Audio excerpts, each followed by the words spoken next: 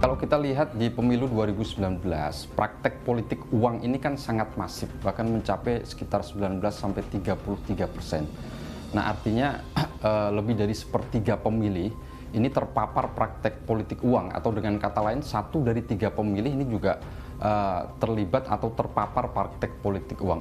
Ya, saya kira bagi para kontestan pemilu, tujuan dari money politik atau politik uang kan bagaimana memperbesar peluang keterpilihan mereka, karena mereka menggunakan cara-cara transaksional untuk mengikat pemilih.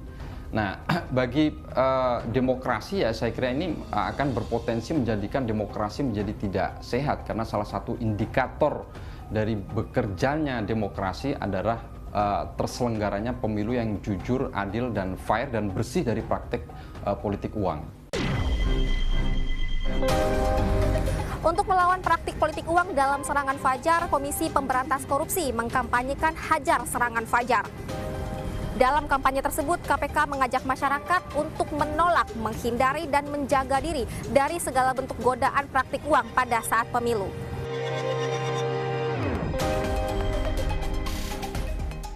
Kampanye Hajar Serangan Fajar ini secara khusus ditujukan kepada kaum perempuan yang berusia 36 tahun hingga 55 tahun yang rentan upaya serangan fajar menjelang pemilu.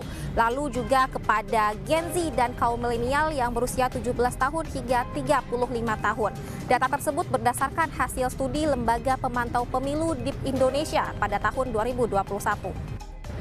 Lalu apa yang harus dilakukan untuk hajar serangan fajar?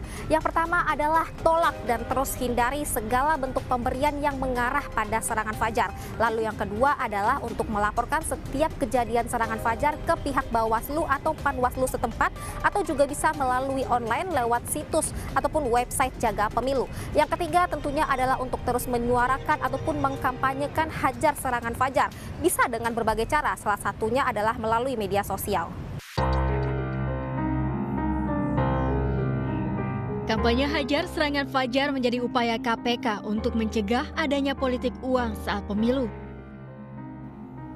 Namun menurut pengamat politik Yusak Farhan, penegakan hukum di pemilu harus benar-benar kuat karena jumlah pengawas pemilu terbatas.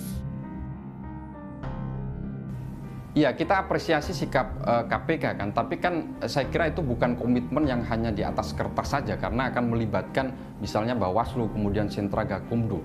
Nah, intinya bahwa penegakan hukum pemilu ini harus benar-benar kuat. Nah, problemnya adalah meskipun kita punya pengawas pemilu, tapi jumlahnya kan sangat sedikit. Kita hanya punya satu pengawas TPS yang mengawasi kurang lebih sekitar 300 pemilih kan. Kita punya kurang lebih 800.000 TPS, tetapi jumlah pengawas pemilu sangat terbatas sekali. Nah, inilah yang kemudian komitmen penegakan hukum pemilu atau pemberantasan money politik ini belum bisa berjalan dengan maksimal. Lalu apa tanggapan masyarakat terkait fenomena serangan fajar ini? Kalau saya sih setuju ya, masa sih kita memilih pemimpin negara hanya